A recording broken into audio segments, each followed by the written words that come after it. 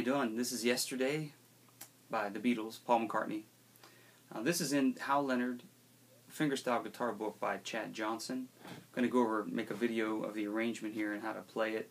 I think he has some audio samples in there, but maybe you can see some things here. Starts with a G5 chord. We're going to put the second finger here, third finger on the D, and the pinky on the G up here. Nice little intro, just like the song. Now, melody part. I'll play the first measure here nice and slow for you. I'll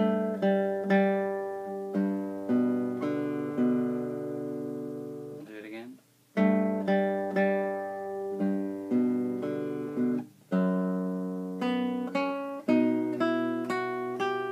So that next measure, with the F sharp here to the B7, F sharp minor to the B7, you want to hold that bass note out while you're doing this walk. It's a little tricky, but the tendency would be to let go of that. And hold the B while you do the walk up here.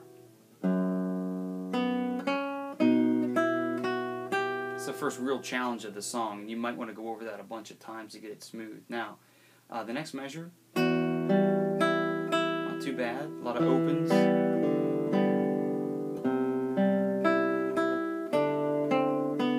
That's not too bad either. Then, one and a two there.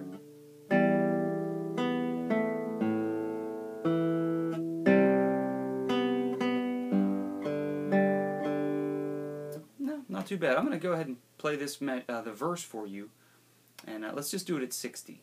He's suggesting 84 for the real tempo, but let's go down to 60 and rehearse this together. I'm going to take right from the verse. I'm going to skip that intro part because that's pretty easy. Right from the verse. 2, 3, 4.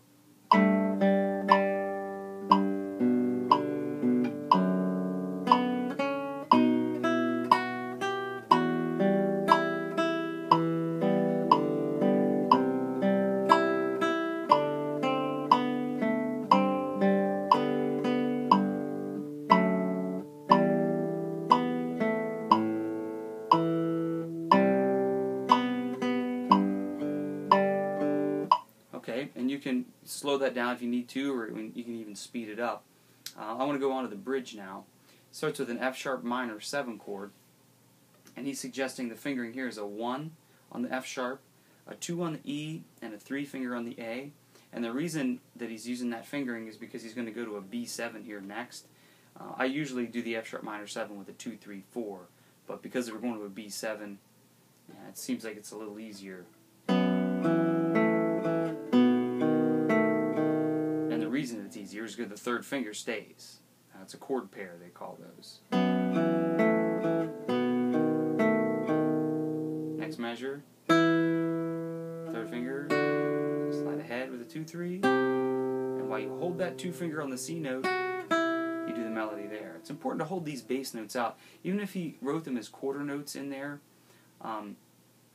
usually the bass notes are stems down, and the melody notes are stems up. A lot of the arrangements in this book that he did, he just used one, all stems up, I should say, and it's a little deceiving if you're not used to reading it that way, which I'm not, but I understand that you have to hold the bass notes out or it's going to sound choppy. Right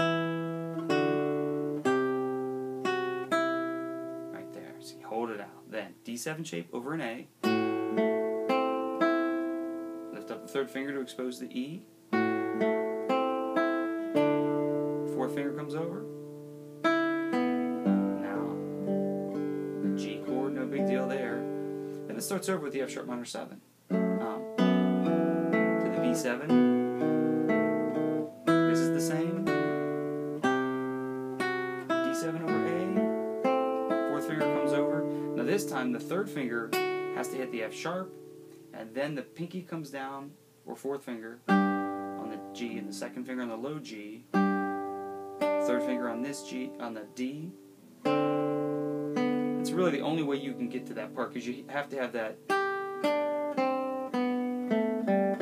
You have to have that melody in there. So I'll do that part one more time.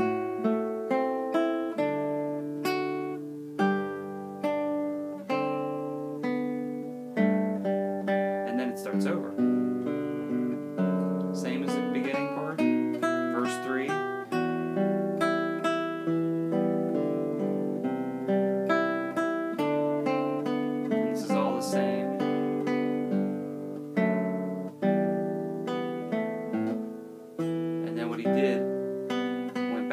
bridge. Well, I'm not going to go through all that again. And then the outro, he's got an A over a C sharp chord here. And what you want to do is put the third finger on the C sharp and bar the first finger over the E and the A. Then the second finger comes down on the C and then play an open G. And then to a G chord. So that's the outro. Pretty easy.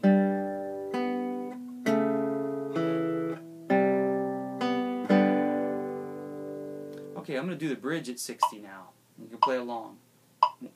2, 3, 4.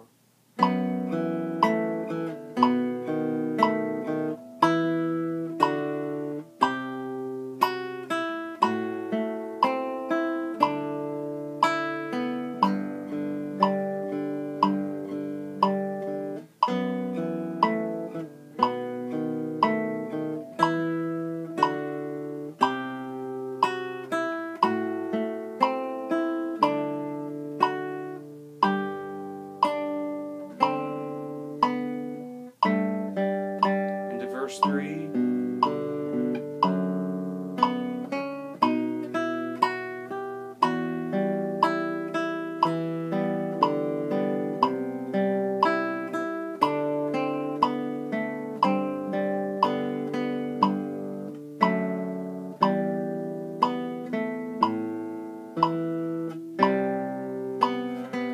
I'll do the outro.